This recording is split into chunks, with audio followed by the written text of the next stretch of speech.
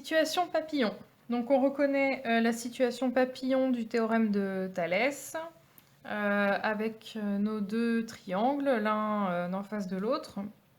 Donc première chose à faire, reporter les données qui sont ici sur la figure pour y voir plus clair. Donc UX 10 cm, donc attention, c'est tout ça qui fait 10 cm. Ensuite AX 6 cm. UI 5 cm. Et les droites ici sont parallèles. Super important pour utiliser le théorème de Thalès. On cherche la mesure de EX.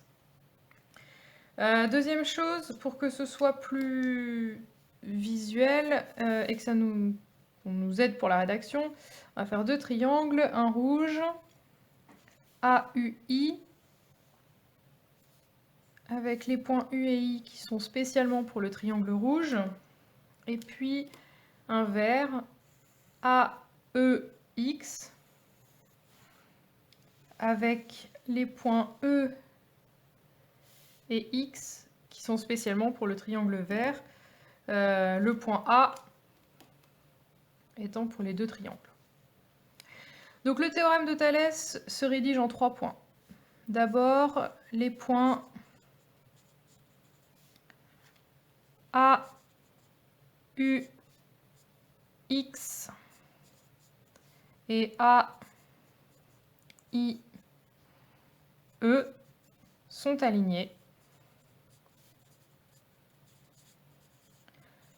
Pour être sûr de ne pas me tromper, je dois avoir dans mes deux listes de points un point de chaque couleur. Donc le point A, qui est le point bleu qui appartient aux deux triangles.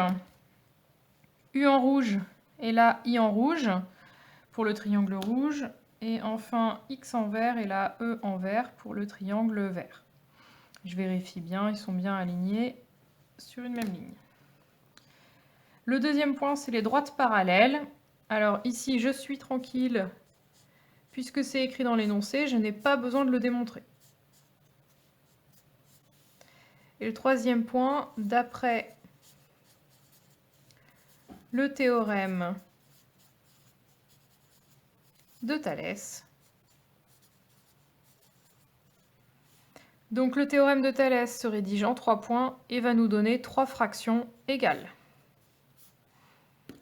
Les fractions, donc un côté rouge sur un côté vert, ou l'inverse, un côté vert sur un côté rouge, peu importe. Donc ici on va prendre un côté rouge sur vert, un côté, donc on prend AI. Et le côté vert qui correspond, c'est le côté qui lui fait face. Donc AI, le côté qui lui fait face, AE. Un autre côté rouge, AU. Le côté qui lui fait face, AX. Enfin le dernier, UI et EX. Donc attention, par exemple, le côté UX, il est rouge puis vert. C'est pas un côté de triangle. Il faut vraiment un côté qui soit d'une même couleur. Il faut vraiment un côté de triangle. On a beau avoir la mesure de UX ici, ça ne sert pas pour les 3 fractions du théorème. Alors UX va nous servir quand même, parce que là, on va devoir remplacer. Alors AI, on ne connaît pas. On va garder AI. AE, on ne connaît pas non plus. AU, on ne connaît pas, mais par contre, on sait que UX fait 10, et là, ça fait 6. Donc AU, ça va être en fait UX, auquel j'enlève AX. C'est donc 10 moins 6, à savoir 4 cm. Donc AU, je vais pouvoir remplacer par 4.